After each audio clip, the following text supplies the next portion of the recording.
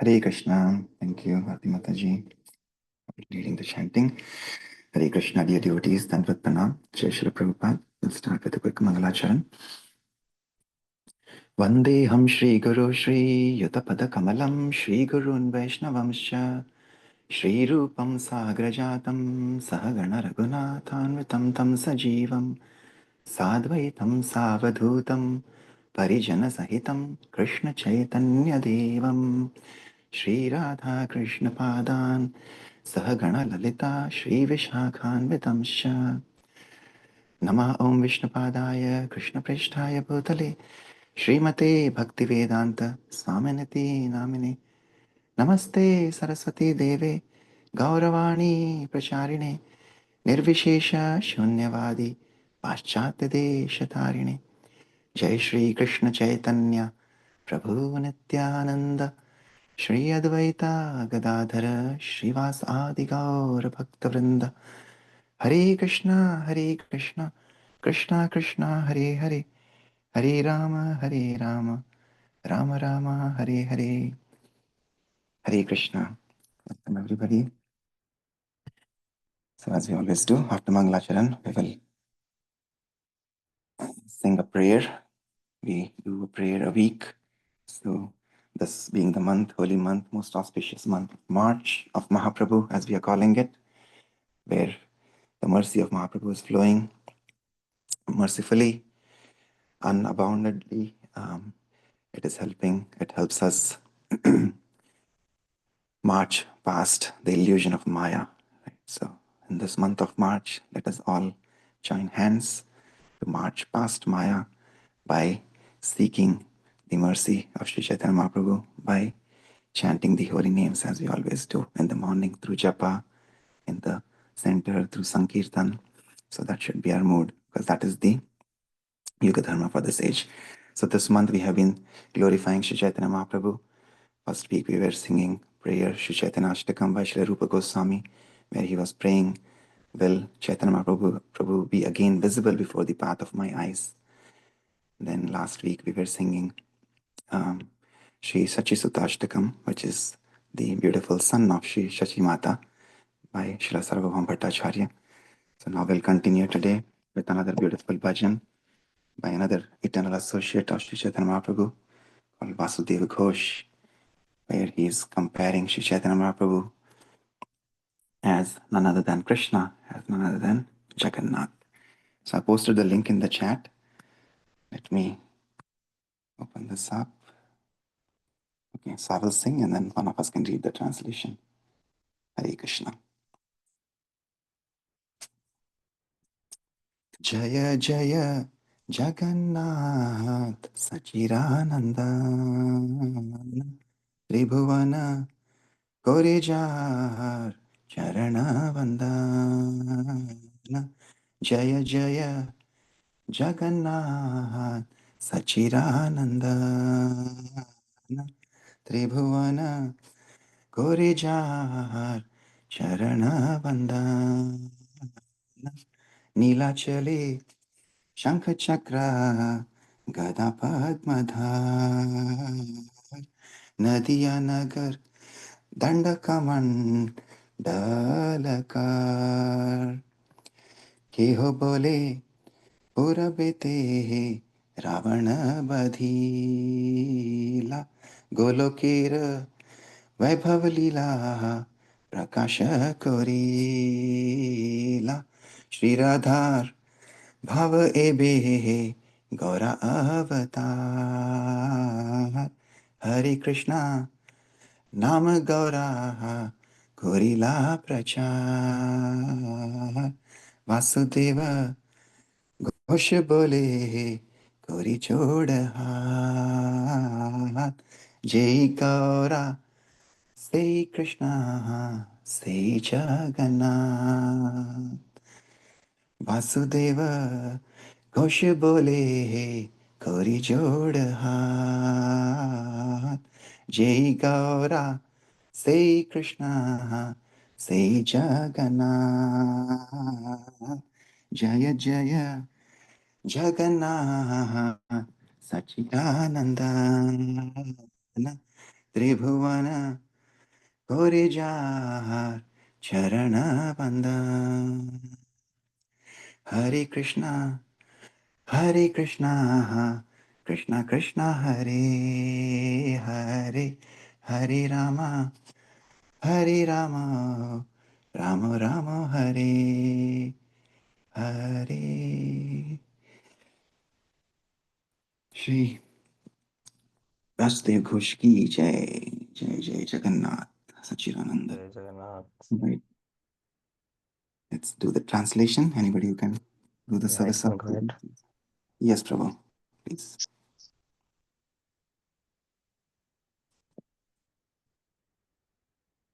All glories to the dear son of Jagannath Mishra and Sachi Devi. All the three worlds offer praise unto his lotus feet.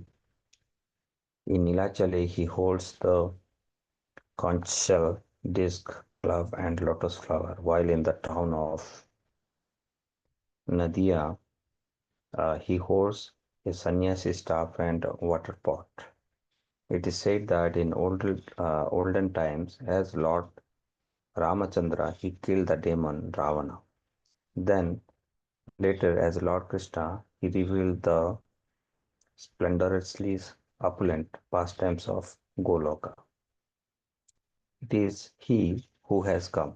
He has come. Oh, from Braja, he has come to Nadia, accepting the mood and the luster of Sri Radha. He has come from Braja to Nadia. He has come now, Lord Govinda, the cowherd boy, has come as Lord Gauranga. He has come distributing the Hare Krishna Mahamantra. Vasudev Ghosa says with folded hands, He who is Gaura is He who is Krishna is. He who is Jagannath. Hare Krishna, Jai Jagannath. Hare Krishna. Thank you, Naren Prabhu. Yes. So, Lord Jagannath, Lord Krishna, Lord and Lord Gaura. Gaurachandra, they are all one and the same. So, like we were saying, yeah, like we were mentioning, Adi Guru Prabhu was mentioning how Devati Mataji was mentioning in the lecture last week. Yeah. Whatever name is dear to our heart, we can call out. And it is the same Krishna who has appeared. Of course, Lord Gaurachandra is considered the most merciful because he's freely distributing the prema of Godhead, love for Godhead through Krishna Prem, because he has come in the mood of Srimati Radharani.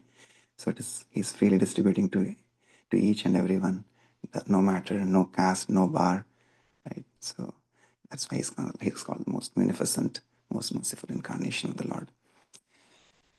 Okay.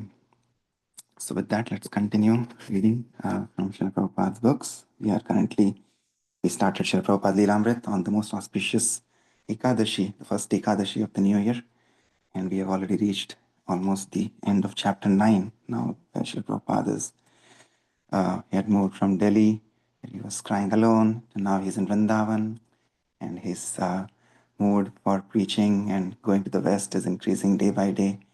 Last week we saw where he had reached out to his senior sannyasi godbrothers, and when he reached out to Keshav Maharaj, Keshav Maharaj was telling him that he should now take up sannyas, because that is the for somebody who wants to preach, sannyas is the best social order or spiritual order of life. And how Srila Prabhupada was reflecting that this instruction was coming not from Keshav Maharaj, but actually it was coming from his Guru Maharaj. The way he was insisting, he felt as if his Guru Maharaj was telling him now to take up sannyas. So with that, we will continue. So I posted the link in the chat. Anybody who would like to read today? If not, I'll continue, and then maybe tomorrow somebody can read.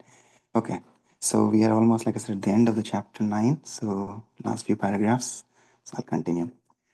Keshavji Gaudiya Math was located in the midst of one of the Mathura's downtown bazaars. Its main entrance, an arched doorway, led into a courtyard, open to the open to the sky through a metal grating above. The architecture was similar to that of the Vamshi Gopalji temple. The atmosphere was secluded, as in a monastery. Abhay was a familiar, welcomed figure here. He had lived here, written and studied in the library here, edited the Gaudiya Patrika, and donated the deity of Lord Chaitanya, who stood on the altar beside the deities of Radha and Krishna, Shri Shri Radha Vinod Vihari Ji. But his visit during the September of 1959 was not an ordinary one.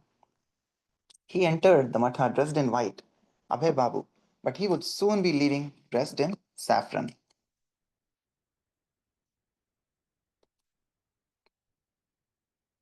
Abhay had been living as a renunciant for 9 years. There was no need for him to observe a ceremony or to proclaim himself a sadhu by changing to saffron dress. But it was the parampara system that a man takes Tridandi sannyas at the end of his life. He was aware of the cheating sannyasis. Even in Vrindavan, he had seen so called sadhus who did not preach but simply spent their days hunting for chapatis. Some swamis of Vrindavan even indulged illicitly in what they had supposedly come here to reject sex life. Such persons were making a mockery of sannyasa. And there were the caste Goswamis also, who lived like ordinary householders, running temples as a business to support their families and accepting honor and donations from the public on the false basis of birth. Abhay knew of these abuses of sannyas, but he also knew the real purpose of sannyas. Sannyas was for preaching.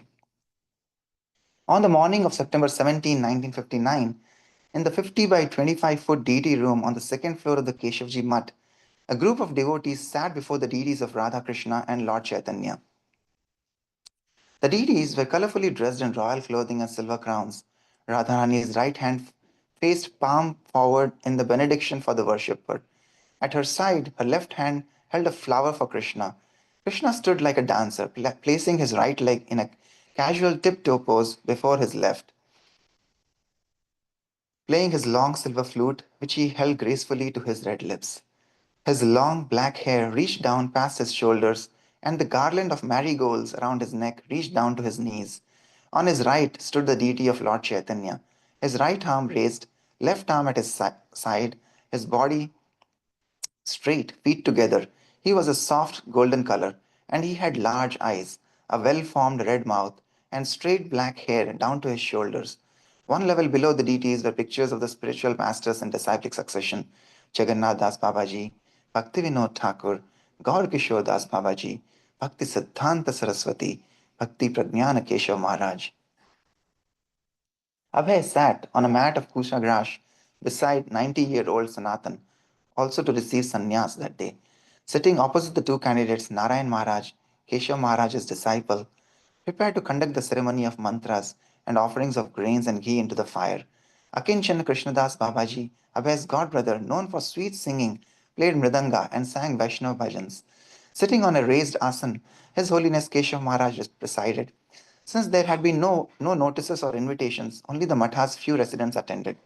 Narayana Maharaj chanted the required mantras and then sat back silently while Keshav Maharaj lectured. Then, to everyone's surprise, Keshav Maharaj asked Abhay to speak. Abhay had not expected this. As he looked around at the gathering of devotees, he understood that the common language was Hindi. Only Keshav Maharaj and a few others spoke English. Yet he knew he must speak in English. After Abhay's speech, each initiate received his sannyasa danda, the traditional head-high staff made of 4 bamboo rods bound together and completely enwrapped in saffron cloth. They were given their sannyasa garments, one piece of saffron cloth for a dhoti, one for a top piece, and 2 strips for underwear. They also received tulsi neck beads and the sannyasa mantra. Keshav Maharaj said that Abhay would now be known as Bhakti Vedanta Swami Maharaj, and that Sanatan would be Muni Maharaj. After the ceremony, the two new sannyasis, posed for a photo, standing on either side of their sannyasa guru who sat in a chair. Keshav Maharaj didn't impose any strictures on Abhay. He simply encouraged him to go on preaching. Yet Abhay knew that to become A.C. Bhakti Vedanta Swami did not mean merely that he was giving up family, home comforts, and business. That he had done 5 years ago, changing from white cloth to saffron cloth, from Abhay Babu to Bhakti Vedanta Swami Maharaj, had a special significance. It was the mandate he had required, the irrevocable commitment. Now it was only a matter of time before Bhaktivedanta Swami, who would travel to the West as Bhakti Siddhanta Saraswati had ordained. This was Bhaktivedanta Swami's realization of his new sannyasa status. The Gaudiya Patrika's account of the sannyasa initiation included a biographical sketch of Sri Srimad Bhaktivedanta Swami Maharaj, listing the major events of his life. The article concluded, seeing his enthusiasm and ability to write articles in Hindi, English, and Bengali, Bhakti Siddhanta Saraswati Maharaj gave him the instruction to take Tridandi sannyas. For nearly 1 year, he had been ready to take sannyas, to accept sannyas. In the month of Bhadra, on the day of which Vishwarup accepted sannyas, Bhakti Vedanta Swami at the Sri Keshavji Gaudiya Math accepted sannyas from the founder of the Vedanta Samiti, Bhakti Pragyana Keshav Maharaj. Seeing him accept his ashram of renunciation, seeing his pastime for accepting the renounced order of life, we have attained great affection and enthusiasm. Krishna. All right, we'll continue with chapter 10. So, moving from resident of Vrindavan, chapter 9 to chapter 10, this momentous hour of need. Our capacity of presenting the matter in adequate language, especially a foreign language, will certainly fail, and there may be so many literary discrepancies in spite of our honest attempt to present in the proper way. But we are sure that with all our faults in this connection, the seriousness of the subject matter will be taken into consideration, and the leaders of the society will still accept this on account of its being an honest attempt for glorifying the Almighty Great, whom so much now badly needed. From Srimad Bhagavatam, Canto 1, Volume 1. Bhakti Vedanta Swami, accompanied by some of the Keshavji's Math devotees, made a short preaching tour of Agra, Kanpur, Jhansi, and Delhi, but he was soon back in his own place at the Vamshi Gopalji temple. No one called him Abhay Babu anymore. Even amongst friends, it was Swamiji or Maharaj, and people often addressed him as Swami Bhakti Vedantaji, Swami Maharaj, A.C. Bhakti Vedanta Swami. People readily recognized him as a sadhu and offered respect. Yet, his basic problems remained. He wanted to write and print, but he had no money. He wanted to broadcast the message of Godhead, but few were willing to listen. Such things hadn't been changed by his becoming a Swami. When a librarian advised Bhaktivedanta Swami to write books, they were permanent, whereas newspapers were read once and thrown away. He took it that his spiritual master was speaking through this person. Then an Indian army officer who liked back to Godhead suggested the same thing. Bhaktivedanta Swami took it as a revelation from his spiritual master. As a dependent servant constantly meditating on the desires of his transcendental master and seeking his guidance, Bhaktivedanta Swami felt his spiritual master's reciprocal blessings and personal presence. More and more he was feeling confidential contact with Srila Bhakti Siddhanta, and now he was feeling an inspiration to write books. He considered Srimad Bhagavatam because it was the most important and authoritative Vaishnava scripture. Although Bhagavad Gita was the essence of all Vedic knowledge, presented in a brief ABC fashion, Srimad Bhagavatam was elaborate, and Srila Bhakti Siddhanta Saraswati and Bhakti Vinod Thakur had both written Bengali commentaries on the Bhagavatam. In fact, most of the great Vaishnava acharyas of the past had commented on the Srimad Bhagavatam. Lord Chaitanya himself had recommended Srimad Bhagavatam as the spotless Vedic literature. An English translation and commentary for this book could one day change the hearts of the entire world. And if he could publish even a few books, his preaching would be enhanced. He could go abroad with confidence and not appear empty handed. One day, Gaurachand Goswami, proprietor of the Radha Damodar temple, approached Bhaktivedanta Swami, inviting him to come live at the Radha Damodar temple. Being the eternal home of Jiva Goswami and Rupa Goswami, it would be more suitable for his writing and translating. Bhaktivedanta Swami was interested. He had never stopped his regular visits there, and he always felt inspired in the presence of the Samadhi tombs of the great leaders of Lord Chaitanya's movement, Jiva Goswami and Sri Rupa Goswami. But when he went to look at the two available rooms, he found them in poor repair. They had not been maintained or lived in for many years. Not wanting to miss the opportunity, however, Bhaktivedanta Swami agreed to take the rooms at 5 rupees per month. He estimated that for a little more than 500 rupees, he could have electricity installed and extensive repairs made, and when it was finished, he could move in. Bhaktivedanta Swami saw the invitation as auspicious, and living there would complement his new project of presenting Srimad Bhagavatam in English. Of all Vrindavan's temples, Radha Damodar had the largest collection of original writings by the six Goswamis and their followers. More than 2,000 separate manuscripts, many of them 300, some even 400 years old. Bhaktivedanta Swami looked forward to residing there someday and serving in the company of Srila Rupa Goswami and Srila Jiva Goswami. For now, he would remain at the Vamshi Gopalji temple, and with whatever money he could collect, he would gradually repair the rooms. Hare Krishna. Okay, so we'll pause here for today. Right, does anybody have any thoughts, reflections, or any takeaway points from today's reading?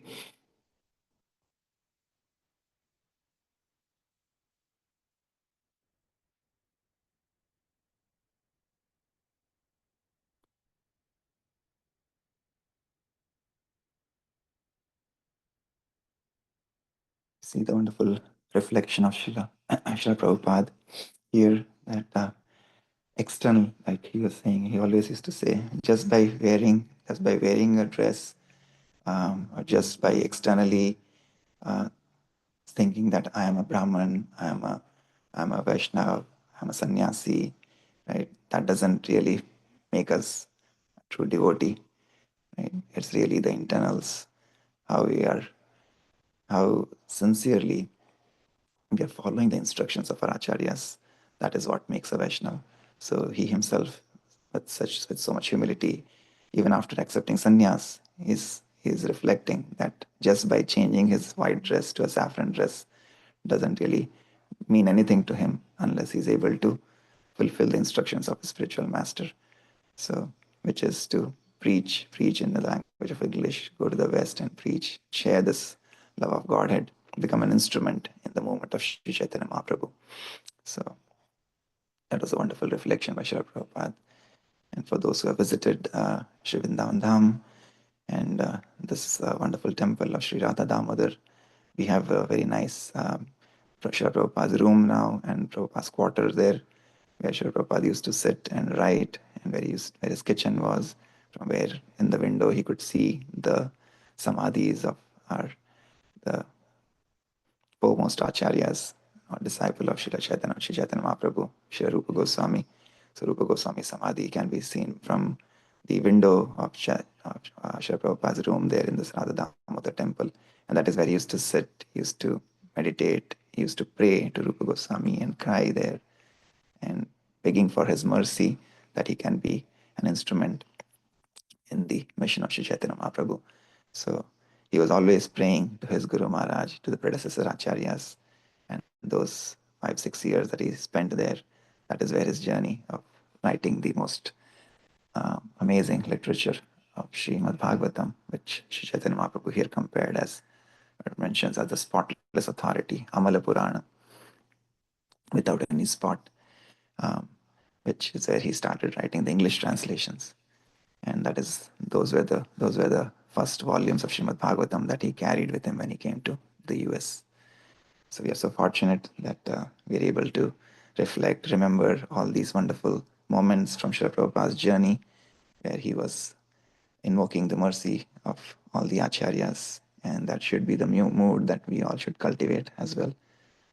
We were discussing this in the part of past also, that Krishna always says that if somebody calls themselves as my devotee, and he's not actually my devotee, but one who's the devotee of my servants, that is our predecessor acharyas, he is actually my devotee, right? So we should all take shelter of our Guru, of Srila Prabhupada, of our acharyas, the Shada Goswamis, and all the parampara, the disciplic succession that was described today, right? Like when Srila Prabhupada went to the temple, he saw the Guru Parampara, Jagannath Das Babaji, Bhakti Vinod Thakur, Gaur Kishore Das Babaji Maharaj, Bhakti Siddhanta Saraswati Maharaj, Srila Prabhupada. So we should pray to these acharyas, and when we pray to them, then mercy comes even faster than we expect. But yes, even though the mercy may come, we have to always make sure that we are chanting, we are at least sincerely trying to chant the holy names without offenses, because Krishna, Chaitanya Mahaprabhu, they're so merciful. They've given us this simple process, yet the most supreme process of glories of holy names. Nobody can take this away from us. The only thing that can take this away from us is offenses to the holy names, offenses at the feet of the Vaishnavas. So we have to be very careful against committing Vaishnava aparadhas. So that should be the mood. Okay, any other thoughts or reflections? Very good. Thank you, Prabhuji. Sharing. Nice. Your reflections, though you are reading, but good reflections you are sharing with us. Yeah, there are two things we have to understand, right? What are the do's and what are the don'ts? Like how we do in our project work. What are the do's, or even our professional life also, right? Same here also it is applied. Like what are the do's and don'ts? So that's where we have to learn from Srila Prabhupada's book. Yeah, that's what I can say for today. Yes, Prabhu, thank you. Yeah, the do's and the don'ts, the niyams that we follow here in our movement, the four regulative principles. The simple thing is that it brings first we have to bring ourselves to the mode of goodness, and by following the four regulative principles, no meat eating, no intoxication, no gambling, no illicit relationships, we are purifying our senses, and by chanting the holy names, we are purifying our mind. And that's when we do both of those, then we can see the rising of the sun, rising of the moon in the heart. The holy names will rise, Lord Krishna, and as transcendental vision, we'll have a darshan of the Lord in our heart, slowly and slowly, gradually and gradually. But it's a practice. We have to keep doing this. It is not a miracle that it will happen overnight, right? It is again by the sincerity of our practice. And that is again very, very simple things that we can follow, right? So we don't have to do any austerity, live in the jungle, do meditation, nothing of that. Don't have to go to Himalayas. Once Guru Maharaj was reflecting how Srila Prabhupada, when they went to Kurukshetra in 1975, um, there were there were a lot of just like how recently there was this Kumbh Mela. Similarly, in Kurukshetra also there was a big festival, because Kurukshetra is of course the birthplace of Sri Bhagavad Gita, where Bhagavad Gita was spoken. So there were a lot of sadhus, sannyasis who had come there, and then all these disciples of Srila Prabhupada had visited there along with Srila Prabhupada. And the attraction there was one sannyasi, one sadhu, who they were saying was, he had taken Mauna so he had not spoken to anybody for how many years? For 14 years, it seemed. So everybody was like rushing to him, and there was big newspaper articles and everything, and he was becoming very famous. And then when the disciples of Prabhupada mentioned this to Prabhupada, Prabhupada says, that is no big business, that is no big deal. What is the point of having a tongue when the Lord has given us a tongue? Just keeping it silent is of no use. We should use that tongue to chant, to glorify the holy names, right? So that is what it should be used for. Just by remaining silent, that is no big achievement, right? So just doing such austerities, like that, there are many examples. Some devotees, when Chaitanya Mahaprabhu was around, once when Chaitanya Mahaprabhu would dance in the courtyard of Srivas Thakur, he had allowed one Pandit to come in because that Pandit had never spoken lie in his life, and he had only lived on milk. So he was always begging to Shivas Pandit that please allow me to take darshan of Mahaprabhu. And he was begging him day after day after day. And after many days, then Shivas Thakur allowed him. But he told him to just hide behind a closed door. And from a hole in the door, he was seeing Chaitanya Mahaprabhu would dance in ecstasy in Shivas Angan. But one day he suddenly stopped dancing. And then he said, there is somebody here who should not be here. Who is here? And then Shivas Thakur told Mahaprabhu that he had allowed somebody to come in because this was a very nice Brahman. He was not saying he had not told any lies, and he was only sustaining himself on milk. And Chaitanya Mahaprabhu chastised Shivas Thakur, saying that just by drinking milk, do you think that is what kind of austerity is that? Just by doing these kind of austerities, one can attain the love of God. So just by not telling lies, one can attain love of God. Love of God is not so cheap. right? So to attain love of God, we have to practice devotional service, devotional process, the ninefold bhakti process that Prahlad Maharaj has given us. Sharanam, Kirtanam, Vishnu Smaranam, Pada Sevanam, Archanam, Vandanam, Dasyam, Atmanivedanam. So, so that is again another example that comes to mind. But yeah, so these again, the process that you just talked about, yeah, at least we should follow those 4 regulative principles and chanting of the holy names. So when we do that, we are following the regulative process of bhakti that Sri Chaitanya Mahaprabhu advised Srivas Thakur. Yes, thank you. Anybody else? Any other reflections?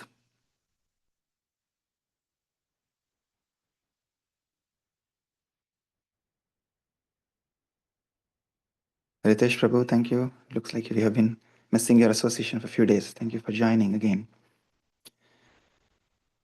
Thank you, Prabhuji.